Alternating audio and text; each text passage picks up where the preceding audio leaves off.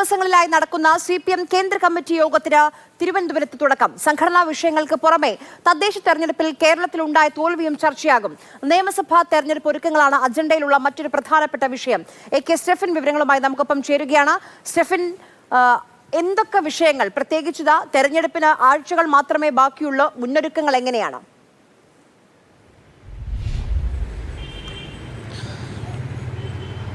ആര്യ, ഏതായാലും നിയമസഭാ തെരഞ്ഞെടുപ്പിന് ശക്തമായി തന്നെ ഒരുങ്ങേണ്ടതുണ്ട്. തദ്ദേശ തെരഞ്ഞെടുപ്പിലെ കനത്ത തിരിച്ചടിയിൽ നിന്ന് പാഠം ഉൾക്കൊണ്ട് മുന്നോട്ട് പോകാനാണ് ഏതായാലും CPM തീരുമാനിച്ചിരിക്കുന്നത്. അതിൻ്റെ ഭാഗമായിട്ട് ഗൃഹസന്ദർശനം അടക്കമുള്ള പരിപാടികൾ നടന്നു വരികയാണ്. ഇന്നലെ CPMൻ്റെ ദേശീയ ജനറൽ സെക്രട്ടറി MA ബേബി ഉൾപ്പെടെയുള്ള നേതാക്കൾ തിരുവനന്തപുരത്ത് ഗൃഹസമ്പർക്കത്തിൽ പങ്കെടുത്തിരുന്നു. ആളുകളുമായി വിശദമായി ഈ കാര്യങ്ങളെല്ലാം ചർച്ച ചെയ്തിരുന്നു. അവർക്ക് പറയാനുള്ളതെല്ലാം കേട്ടു.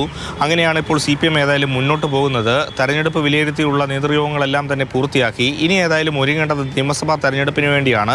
അത് ചർച്ച ചെയ്യുന്നതിന് വേണ്ടിയാണ് കേന്ദ്ര കമ്മിറ്റി യോഗം ഇന്ന് ചേരുന്നത്. കേരളത്തിൽ മാത്രമല്ല, ബംഗാളിലും തമിഴ്നാട്ടിലും ഉൾപ്പെടെയുള്ള സംസ്ഥാനങ്ങളിലെല്ലാം നിയമസഭാ തെരഞ്ഞെടുപ്പ് അടുത്തടുത്താണ് നടക്കുന്നത്. അതുകൊണ്ട് തന്നെ എല്ലാ സ്ഥലങ്ങളിലും ഏത് രീതിയിൽ മുന്നോട്ട് പോകണം, നിയമസഭാ തെരഞ്ഞെടുപ്പിന് ഏത് രീതിയിൽ ഒരുങ്ങണം എന്നുള്ളതിനെ കുറിച്ചുള്ള ഒരു അന്തിമ തീരുമാനം ഈ 3 ദിവസങ്ങളിലായി നടക്കുന്ന കേന്ദ്ര കമ്മിറ്റി യോഗത്തിൽ ഉണ്ടാകും. ശരി സ്റ്റെഫൻ, അതോടൊപ്പം തന്നെ ഇപ്പൊ തവനൂരിൽ KT ജലീലിനെ ഒരു പകരക്കാരനെ തേടുന്നുണ്ട്. പുതിയൊരു സ്ഥാനാർത്ഥിയെ പരീക്ഷിക്കാൻ ഒരുങ്ങുന്നുണ്ട്. കൊടുവള്ളിയിൽ കാരാട്ട് റസാഖിന് ഇനി ഇത്തവണ സീറ്റ് ഉണ്ടാകില്ല എന്നൊക്കെ കേൾക്കുന്നു. അതുമായി ബന്ധപ്പെട്ട ആലോചനകൾ എങ്ങനെയാണ്?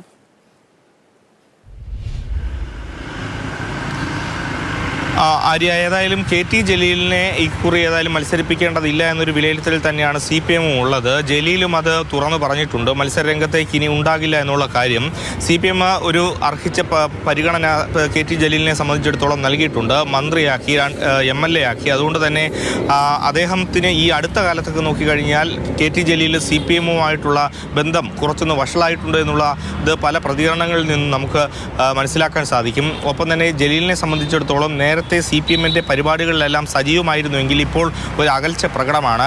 ഇതുതന്നെയാണ് കൊടുവള്ളിയിൽ കാരാട്ട് റസാഖിനും വിനയായിരിക്കുന്നത്. അദ്ദേഹവും ആരോഗ്യ പ്രശ്നങ്ങൾ അദ്ദേഹത്തിനും ഉണ്ട്. അതുകൊണ്ട് തന്നെ ഒരു മത്സരരംഗത്തേക്ക് കൊടുവള്ളിയിൽ ഒരുപക്ഷെ ഉണ്ടാകില്ല എന്നുള്ളതാണ് മനസ്സിലാക്കുന്നത്.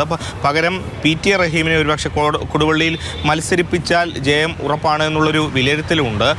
അതൊക്കെ പരിഗണിച്ചുകൊണ്ടായിരിക്കും ഏതായാലും ഒരു അന്തിമ തീരുമാനത്തിലേക്ക് എത്തുക.